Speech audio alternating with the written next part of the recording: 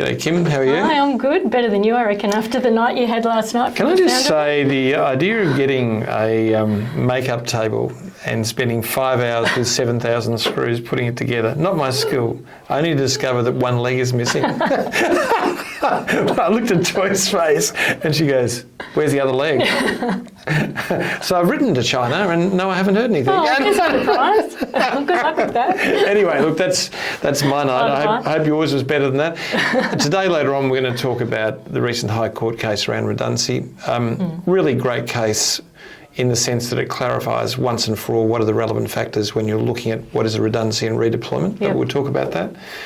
But I think we've got a number of cases because the law changed so quickly in workplace. But Maga and Khan, which is around sexual harassment and the new sexual harassment provision in the federal legislation, is an awful case, can I just say, but it's a really interesting dissection of what is and what is not harassment. Do you want to talk about the facts on that for a bit? Yeah, so we've got a young 22-year-old woman working at a restaurant chain, but very blokey-oriented, lots of horrendous comments by the owner of the business, commenting on female customers, ex-employees. Really, I won't talk about it because it's really gross, and just the way he sexualised everyone, or not everyone, but also his comments weren't so much about this young girl, but she was subjected to it. So there were two sets, wasn't there? There were those comments or those behaviours that were directed, like showing porn videos and saying some things separate. But there was a whole lot of what we'd call hostile workplace style of behaviour, which is what I think is fascinating. Not dealt with or pleaded in the judgment. No.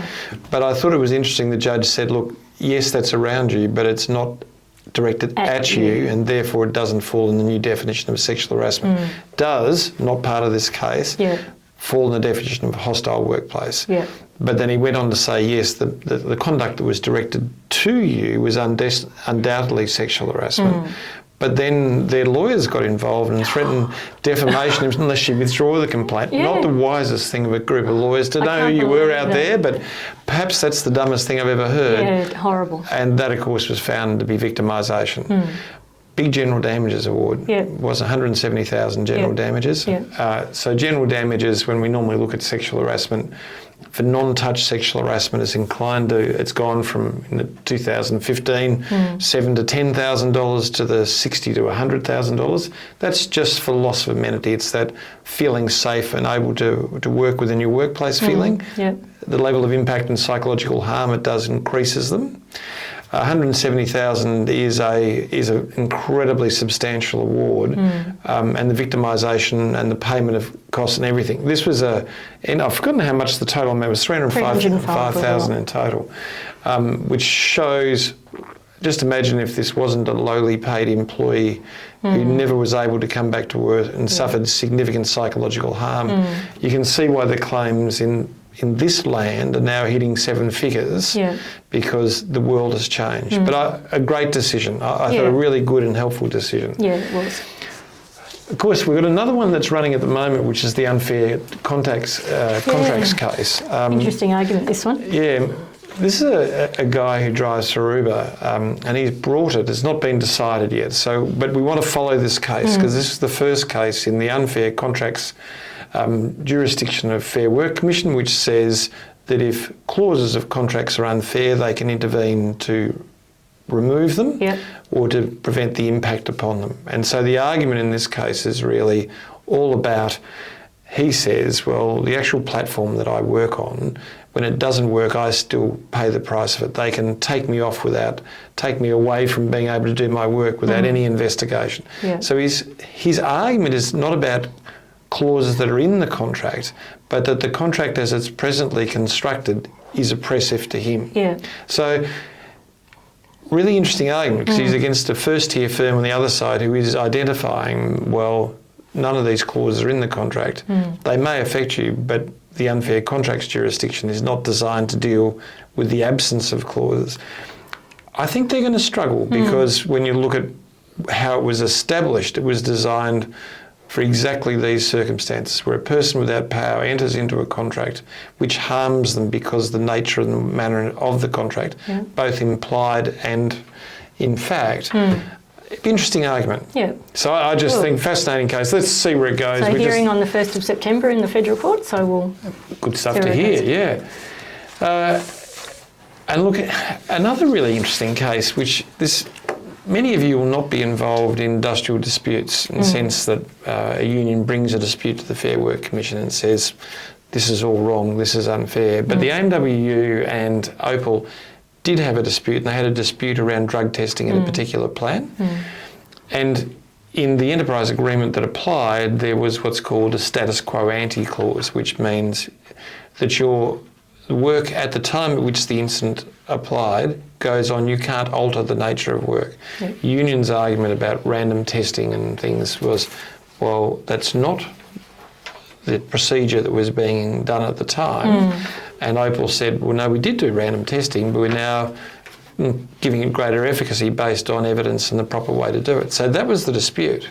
And I think the judgment goes too far, but I'm happy for Opal, and says, no, well, you were doing it. The process, the fact that it's being done and being improved doesn't change the fact that it was being done at the time at which the dispute was raised. That was not the purpose of status quo ante. Can I just say, the status quo ante fights we used to have in the 1990s and early 2000s was all about these issues where something that was happening was trying to be altered in a way which was materially different, which is what's happening here. But this is a view as to where the courts are going, where they're starting to go, look, we're not here about stopping employers from doing their work. I think this is starting to shine a bit of a light on where the future goes, and that's why I've done the case, because the unions used to control the Fair Work Commission and the Australian Industrial Relations Commission back in the old Section 99 days in disputes. And you can remember, because you worked with me back in those days, we used to get beaten to death, didn't we? Because they'd always be saying, no, you've got to stop everything you're doing. And you normally see it when you're about to terminate an employee, and quite rightly status quo said, no, you can't do that. But we saw it in the use of contractors. Remember the old Coburg days when we go out there and they'd have forklift contractors, we're in disputes every day. Anyway, interesting. Very nearly turned me off doing employment law, I might add. But anyway, I'm glad things have turned around. Well, there you go. I'm excited it didn't. And we've been together for over 25 years to make this, so it's very good. We often talk about constructive dismissal cases, and you would think it's very hard to prove a constructive dismissal. But this case of Greenhill Education Group, I reckon this is an appalling case of employer conduct over a period of time, which I think has been wholly unlawful from the beginning. Kim, you're across the facts on it. Do you want to give a bit of a shot at it? So they employed this woman as an unpaid intern for 3 months, then put her on a permanent contract. Every single wage payment they made to her was either late or underpaid. But it wasn't a case that it just fell apart at the end. She was insistent upon following them up throughout the whole of her employment, and in the end said to me, if you don't rectify this, I am going to resign. And the rectification included the underpayment that existed. That's right. And they didn't, so she resigned. And she got up, which was a terrific result. And the court and the Fair Work Commission said, yes, the fee to pay for the first 3 months. By the way, the fee to pay a person doing what should be paid work is unlawful and it's a breach of legislation. That's uncontroversial. They then paid her under level 1. Fair Work Ombuds have said, no, it's under level 1, you've got to repay. They agreed to underpay and never did. And what she said is, unless you pay this money, I've got to resign. And then they said, yeah, no, we really value, and then didn't do it. What a crazy case. But look, I put this case out for a couple of reasons. One is, I want you to understand that the obligation to pay people who do work in your business is absolute. Okay? Pretty fundamental, really. It is pretty fundamental. It's even more fundamental now with the particular legislation that sits around criminalising it. So for all those people who say, oh, we'll have some nice work experience, who actually do work, they're employees. The second issue is, if you treat people poorly for a long period of time and they put you on notice that you've got to stop doing it or otherwise I've got to go, then they will get up on their constructive dismissal claim. So I thought it was an interesting case. Good one. What have we got next? This is horrible. This is a case, so this is one of the larger fines I've seen for behaviour, and it's under the Heavy Vehicle National Regulator Scheme for a driver whose medical condition was so bad that he required 24-hour oxygen and no assessment. This was a driver. He's driving a big truck, huge piece of plant equipment, driving around, and no assessment. They knew of his medical condition, but never tested these inherent requirements, which would have shown immediately that he was not capable, and then he was involved in a fatal crash. Yeah. Well, just be clear, he wasn't the one who died, it was the people in the other car. Yeah, that's right, sorry. So horrible circumstances, massive fine, $1.2 million, and also paid the full... All the costs. All the costs as well. But Kim, how often do we talk about, especially in your area of work, which is around inherent requirements of saying... I get matters every single week saying, we've got concerns, this person appears to be struggling, what do we do? And it's always a fitness for duty assessment. Because you've got obligations to provide them with a workplace, make sure that there's nothing that could create a risk of injury to them. And to monitor their health. Yeah, exactly. You know, Section 22 in Victoria, similar throughout Australia, and that case law... It's just so everyone understands, it is not just the safety regulators who are now relying on the monitor health. It is the employment law jurisdictions that are saying, you must monitor someone's health. Here, no monitoring of it. No accountability to provide a safe place of work, safe system of work, no safe supervision. It's horrendous, really. So 1.2 million, big fine. So interesting and good case. But Kim... Again, your bailiwick, this is what you do every day, but how often do we have somebody this is Kuma and Comcare, where a person has a chronic injury and they see a psychologist regularly, a physiotherapist, a chiropractor. It's beyond the guidelines of what you would expect to be a useful intervention, but it's making a meaningful impact on the person's life. Commonly, insurers will come in and say, no, look, this is no longer compensable, we're not going to do this. And that's really what happened in Kuma. Could you just explain a bit more about Kuma? So she just had chronic neck and back pain, desk-based work, and was seeing a chiropractor for years, 11 years. And it was having a massive impact on the treatment of her pain. And then Comcare decided after 11 years that it was no longer compensable and she could manage it herself. And that's not uncommon. So often with physiotherapy in particular, people will be given home-based exercises to be able to manage their pain. I've got chronic neck pain and I know for a fact treatment is the only way to go to manage your pain levels, but they brought in an orthopaedic surgeon to give evidence about the veracity of the treatment. But at the end of the day, she succeeded because she was able to demonstrate that the treatment that she was receiving was having a positive impact. And this is part of the issue, isn't it? So the orthopaedic surgeon, we know orthopaedic surgeons are pretty linear, but they say, look, as far as the spine goes, this is not what it... Blah, blah, blah, blah. But the answer is it doesn't matter how it gets there. If you can demonstrate the treatment is creating a positive outcome for the person's health. And allowed her to keep working. Yeah, allowed her. Which is a much better outcome for Comcare. Under the scheme. But anyway, there you go. I thought it was, again, just a really good case for both you and I to talk about because you see it just every day. It's the sort of your bread and butter, isn't it? Why don't we now go on to the High Court decision around redundancies, which is Helensburg Cole and Bartley. I tried to go onto it earlier. We've actually cut that bit out. So. But nonetheless, let's go on to it. At least Toy and I are on the ball. I know. It's great when the director just said, Andrew, you missed a whole paragraph. But Helensburg Cole, can I just say this is a really big decision. We had a couple of very big decisions a couple of years ago that talked about the obligation when you're thinking of making someone redundant to look outside of the location where you are in your business, and if there are other opportunities elsewhere to look at where roles could be, and that included in wholly owned subsidiaries. So already the umbrella was spreading pretty wide, wasn't it?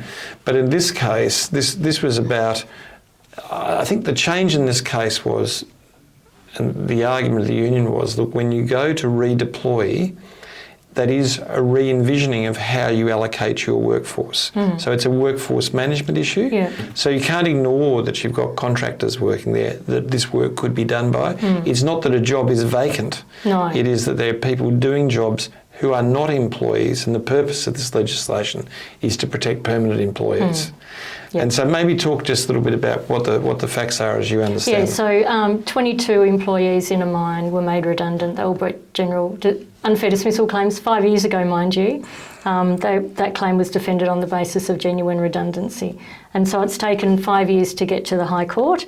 But what the High Court said is that it did a really great analysis of Section 389 of the Fair Work Act and said the Fair Work Commission is able to inquire whether an employer could have made changes to its enterprise so as to create or make available positions for a person who would have otherwise have been made redundant.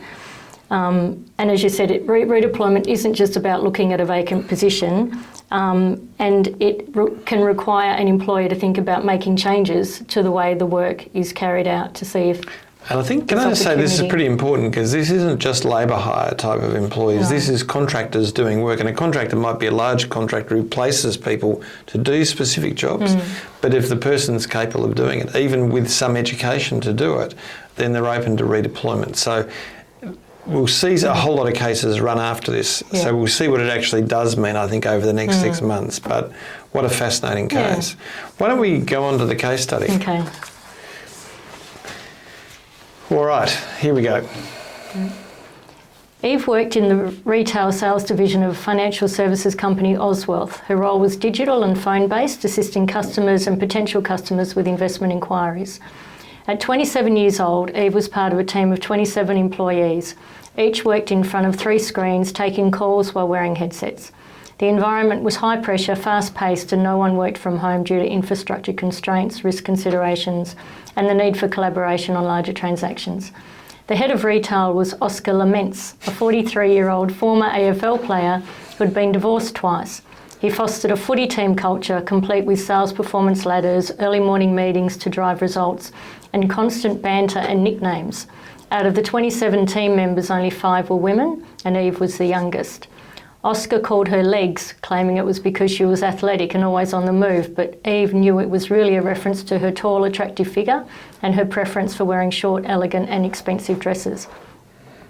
Recently, she'd started wearing jeans to avoid the lingering looks and occasional slow whistles from male colleagues. What offended her more were the pejorative comments made about customers, employees in other departments, and the general sexualised commentary about women, whether they were on TV or elsewhere. Eve eventually went to HR with a recording from her phone captured during a morning break. The audio included highly sexualised remarks about 2 customers made by several male colleagues, followed by female team members leaving the room. An investigation ensued. 3 male co-workers received final written warnings. Shortly after, Eve encountered Oscar in the elevator, and as they were leaving for the day, he leaned in and said, "We all know it was you and we won't take it, there will be consequences." The next day when Eve logged into a computer, she was shocked to find a screensaver displaying an image of a tall naked porn actress with a knife through her heart. Underneath it, the message read, "You are on your last legs." Panicked and shaken, Eve fled the building, and as she ran outside to find a taxi, she failed to see an Uber Eats vehicle approaching her and was struck. All right. So the question was Eve sexually harassed? Yeah. So going back to the case we discussed earlier, she wouldn't succeed under 28AA in terms of the general hostile commentary, yeah. But in relation to being called legs, in relation to the screensaver... Well, that'd be under the employment section of the Sex Discrimination Act. Yeah. So Section 28B. Yeah, so there you go. So she definitely was. No and yes, but hostile workplace, yes. Yes. Was she victimised? Oh, yes. The threat from Oscar, absolutely. Yeah, so can I say to you, victimisation is often misunderstood, but if you place pressure on a person who has complained or may complain in relation to a wrongdoing that has to deal with sexual discrimination or harassment, that is described as victimisation, and that is the money claim. Yeah. Quite clearly, because the legislation is designed to protect people, to raise questions about to protect their own safety. Yeah. So was it a hostile workplace under the new definition? Absolutely. And Kim and I have explained this before, but we'll start seeing cases of sexual harassment pleaded, but one of the major so that's brought in a claim, but one of the major things before the actual claim part, you did this to me, will be a pleading of a hostile workplace. That is, comments which are not directed to you, which are sexualised, demeaning, hurtful and harmful, to show that the workplace is an unsafe workplace, to maximise the claim of the individual. And unfortunately, when we do investigate sexual harassment, what we too often find is there is a hostile workplace. There is a level of sentiment that's out there where people behave in a manner which you just shouldn't do. And it's condoned or avoided by senior management who go, look, it's sort of what happens in that area, in the sales area. They're a bit like that, but it's harming people as they go. If she was harassed, victimised and successfully argued a hostile workplace, what damage is even why? Turns a little bit on the level of psychological damage that's done. And let's ignore the incident being hit for the moment. But on what I've described there, she'd certainly have general damages well over 60,000, I'd say in the 80 or 90,000 category. Depending on her capacity to return to work, she may have special damages that relate to her loss of capacity to work and medical and associated costs. If we assume it was going to take her about a year to find new employment, she was on $90,000. Her probable total claim is around about $200,000. So And she'd get aggravated damages and damages for victimisation as well. Yeah, she would top. So it's a big claim for what is a relatively small role. Does that make sense? You might end up around about $300,000 and you're thinking, I didn't think we were going to land there. Well, you would. Would you have a viable workers' compensation claim for psychological hazards? Without a doubt. Good, everyone's tick. It's easy. In any jurisdiction, including New South Wales pretend jurisdiction that's coming, I think, on that basis. Was there a safety breach and by whom? And what was the breach? So clearly a breach of duty. Clearly a breach of the officer's duty that sits within this. And unquestionably reckless endangerment because they were on notice the level of risk that was being posed. They'd been told, there'd been a complaint that had been made, people had been warned, and then they went and proceeded to victimise. So at that stage, Oscar's in deep trouble. He's certainly in the fine territory and potentially a jail period, depending on the nature of the injury that occurred afterwards, because with reckless endangerment, it is the nature of the harm that's done. So psychological harm, the issue is whether a harm outside of a building falls within reckless endangerment, and maybe it doesn't. But it bleeds into the next question. If she was killed, the fact that the death arose outside of the workplace and was substantially caused by the psychological hazard could make it industrial manslaughter. So an interesting problem as we shuffle through where safety law, but once again, I guess every week we do this, don't we? We try to show that the law is not unidimensional. It's not in silos. Employment law does sit next to workers' compensation, does sit next to discrimination, does sit next to safety law. We won't even talk about the video recording because that depends on which jurisdiction you're in. But nonetheless, what I guess we try to get across is there are quite simple answers through all this, but the law part of it can be relatively complex and you need to be mindful of it. I'm going to go back to putting my makeup on my 3-legged table. Trying to put the lipstick on like that. What are you going to do? We'll see you next week. Thumbs up. Thanks very much. Bye-bye.